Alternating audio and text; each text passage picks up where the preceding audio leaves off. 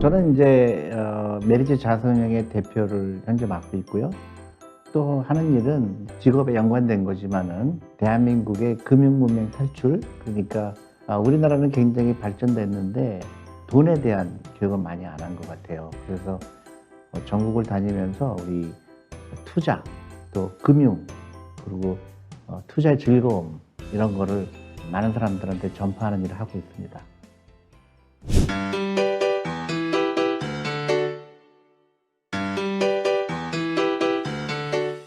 작년에 하던 거 연장선이라고 볼 수 있는데요. 그동안 이제 한 5, 6년 동안 주식에 투자를 해야 된다, 그런 얘기를 많이 했어요. 근데 처음에는 주식에 투자하면 안 되는 건데, 위험한데, 이제 그런 반응이 많았는데, 지금은 주식에 투자하는 거에 대해서 이제 옛날처럼 그런 거부감은 없는데, 어떻게 할 거냐. 아직도 대부분 주식을 사고 팔고 단기적으로 하는 거가 이제 대부분 대세를 들고 있는데, 이제 주식을 어떻게 친구로 만드느냐. 보통 사람들이 생각하는 것처럼 주식을 막 샀다 팔았다 하는 거는 투자가 아니고 투기에 가까운 거거든요. 사람들한테 이제는 주식에 투자하는 거는 이제 어느 정도 받아들였는데, 이제 어떻게, 하우에 대해서 많은 분들을 만나서 그런 얘기를 전할 거고요. 다행히도 이제 각계각층, 뭐 교회나 이런 데서도 많이 연락이 오시고, 또 학교, 단체, 공무원, 다양한 분들이 연락을 오셔서 그분들한테 다 답변 드리는 것도 벅찰 정도로 이제 많은 스케줄이 잡혀 있고요. 그런 굉장히 저는 개인적으로 영광이기도 하고, 대한민국이 제대로 간 방향으로 가고 있구나, 그런 생각도 합니다. 그리고 이제 아이들을 위한 책을 많이 내려고 해요. 금융이 절대 어려운 게 아니고 우리 주위에 있는 거다. 그리고 쉽게 습득할 수 있는 거다. 그리고 투자의 즐거움이 소비의 즐거움보다 좋다. 그런 걸 계속 하려고 합니다. 그래서 점점 바꿔지고 있는 게 저는 개인적으로 영광으로 생각합니다.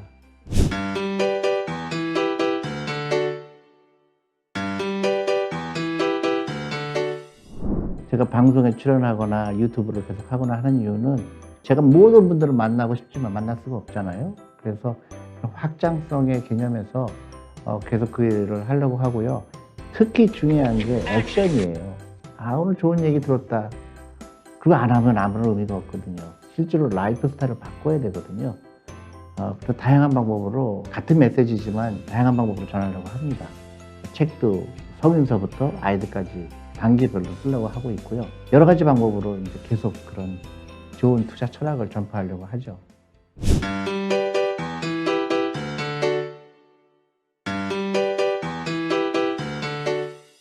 유태인이 전 세계 인구의 0.2%밖에 안 돼요. 근데 노벨상 다 갖고 있죠. 또 전 세계 자산의 20%가 유태인이 갖고 있어요. 그럼 유태인이 무슨 비결이 있길래 저렇게 부자가 됐을까 궁금해야 되죠. 우리도 마찬가지로. 그럼 우리는 유태인보다 더 큰 부자가 될 수 있을까? 당연하죠. 그래서 유태인이 부자가 된 이유는 딱 한 가지예요. 일찍 시작한다는 거. 그 다음에 돈이 나를 위해서 일하게 해라. 돈을 어떻게 일을 시키느냐. 그게 금융이에요. 그거를 누구보다 일찍 깨달았기 때문에 부자가 된 거거든요. 예를 들어서 미국에 있는 많은 금융기관 이름들이 유태인 이름이죠. 골드만삭스, JP 모간, 모간 스탠리, 전부 유태인 이름이에요. 왜 그럴까요? 돈을 일하게 하는 거를 누구보다 일찍 깨달은 거예요. 그래서 한국도 마찬가지로 유태인을 닮아야 된다. 그 돈을 일하게 하는 걸 배워야 된다. 근데 안타깝게도 우리는 굉장히 발전했죠. 경제도 발전하고 사회도 굉장히 민주화가 돼 있고 모든 부분에 선진국이 돼 있는데, 딱 한 가지, 돈 일하게 하는 거에 대해서는 아무도 그런 교육을 안 한 거예요. 지금부터 금융 문명이 벗어난다는 게 결국 유태인을 따라가는 거랑 똑같은 얘기예요.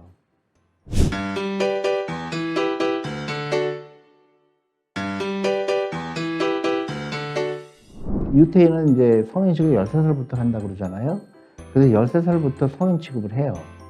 투자를 가르쳐주고 실행에 옮기죠. 근데 우리 한국은 성인이 될 때까지도 안 하죠. 당장 해야 될 거는 돈을 가르쳐주는 게 중요하고요, 아이들한테. 그리고 돈이 귀하다는 걸 가르쳐줘야 되고, 돈의 노예가 되면 안 되죠. 돈을 다스려야 되죠. 그다음에 식사를 같이 해야 돼요, 우리 아이들하고. 학원에 보내면 안 됩니다, 이제는. 그 학원에 들어갈 돈으로 아이들을 위해서 투자를 해주는 거고요. 한국은 아직은 그 단계가 안 됐다고 그러지만, 이런 식으로 가게 되면요, 한국은 선진국에서 미끄러지게 돼 있어요. 앞으로의 세상은 그 인재가 얼마나 다양한 생각을 할 수 있느냐가 중요하지, 흔히 알고 있는 국영수를 잘하는 아이들은 부자가 되기 힘들어요.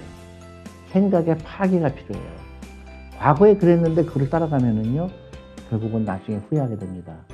지금은 굉장한 큰 기로에 와 있어요. 대한민국이 더 뻗어나갈 거냐, 아니면 여기서 주저앉느냐. 우리의 생각이에요. 그러니까 부자가 되고 싶어야 되고요. 공부 잘하는 거가 더 이상 부자가 되는 비결이 아니라는 걸 좀 깨달았으면 좋겠어요. 그리고 유태인들은 절대로 공부 잘하라고 하지 않습니다. 근데 공부를 잘하죠. 신기하죠.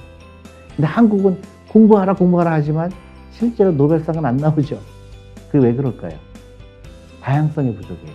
다른 사람과 다른 생각을 해야 되는 그런 창의성이 부족하기 때문에 우리는 평생 남이 하라는 거를 그대로 따라서 하는 거를 당연시 여기지만은 그것부터 깨야 되죠. 제가 초등학교에 강연 갈 때는 반드시 부모님을 모시라고 하고, 제가 우스갯소리지만은 앞으로는 엄마 말 듣지 말라고 가르치고 있어요.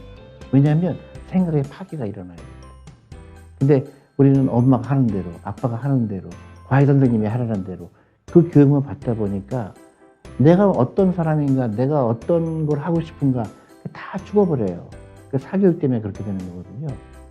그래서 그거는 우리 사회가 전체적으로 정말로 행복한 부자가 나라가 되려고 그러면 한 사람 한 사람이 생각의 파괴가 필요합니다. 우리 아이가 공부 못해도 전혀 문제가 안 돼요.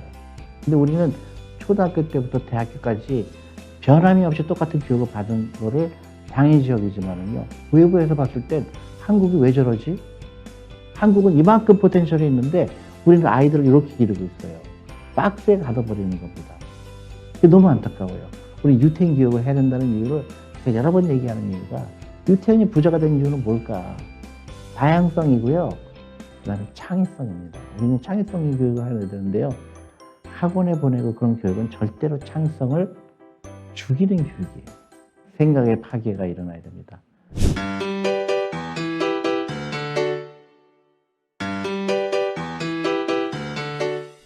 부자는요, 돈으로부터 독립한 사람이에요.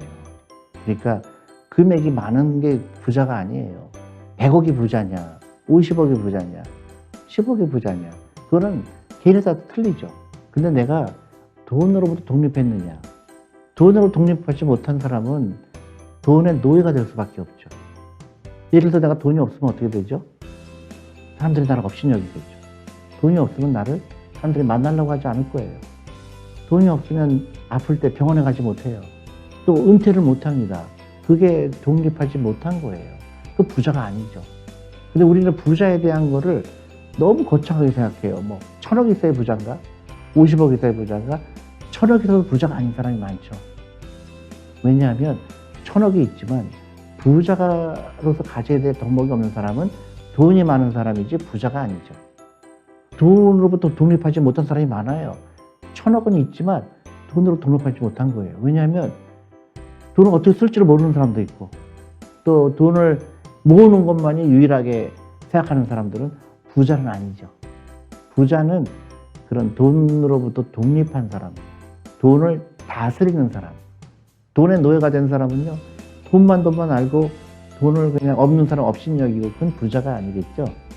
제가 생각하는 부자는 결국은 독립을 내가 했느냐 안 했느냐의 차이예요. 독립하지 못하면 가난한 사람, 독립한 사람은 부자, 이렇게 생각하면 될 것 같아요.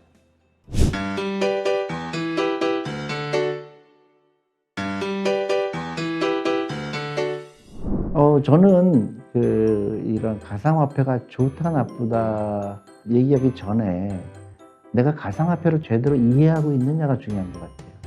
내가 이해하지 못한 거에 투자하면 안 되겠죠. 근데 저는 아직도 정확하게 이해를 못하고 있어요.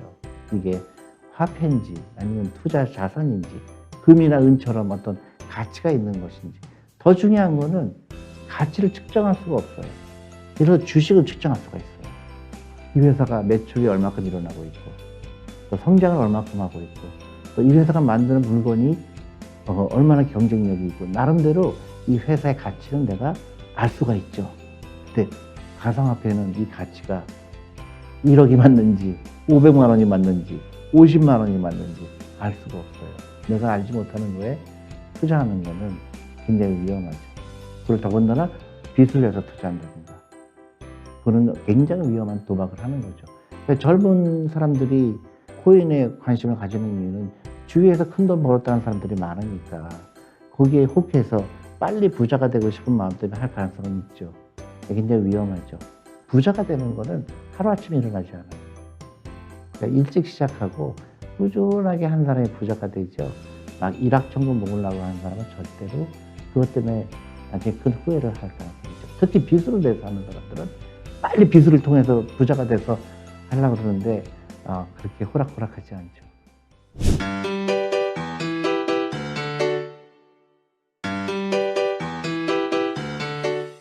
제일 중요한 거는 도덕성이에요. 너무나 많은 기업들이 실패하는 이유가 투자를 받은 사람들이 도덕성이 결여돼 있어요. 그래서 나한테 투자한 사람들은 엄청나게 귀중한 돈을 나한테 투자했는데 투자를 받고 나서 투자를 받기 전과 받은 후에 태도가 달라지는 걸 너무 많이 봤어요. 그러니까 도덕성이 제일 중요하고요. 투명성. 그리고 투자가들의 돈을 나의 돈보다 더 중요하게 여기는 책임감. 그 다음에 투자한 사람들을 정말로 부자를 만들어주고 싶은 진정성. 그게 제일 중요한 겁니다. 근데 옛날에 그 대부분의 스타트업 기업들이 안타깝게도 그거를 지키지 않은 경우가 너무 많았어요. 투자를 받을 때는 다 얘기하는데 투자를 받은 후에는 투자가들을 귀찮게 생각하거나 그래서 결국은 추가적으로 더 큰 회사를 만들 수 있는데도 투자가들의 믿음이 이제 떨어진 거죠. 그래서 그런 트러스트, 그게 제일 중요한 항목입니다. 그래서 미국에서도요, 창업해서 부자 되는 사람들한테 물어봐요. 당신은 왜 부자가 됐습니까? 넘버원 대답이 도덕성이라고 찍어요. 너무나 중요한 겁니다.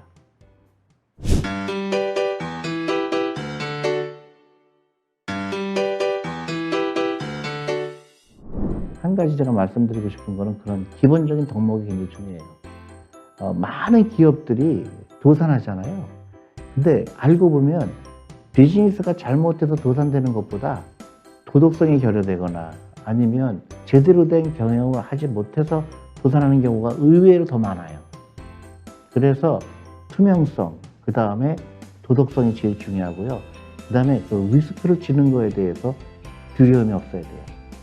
부정적인 생각을 갖고 있다든가 아니면 안 되면 어떻게 될까 이런 생각을 계속 가득한 사람은 결국 나중에 도태가 되는 경우가 많죠. 실패할 수도 있죠.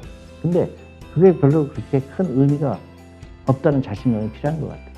대부분의 사람들이 부정적인 생각이 가득한 사람은요, 한번 실패하면 좌절을 해요. 그게 두려우니까 그 위험을 지려고 하지 않죠. 그래서 책임을 다른 사람한테 미루고 싶어 하고 그러면 잘 안 될 확률이 더 크다고 보겠죠.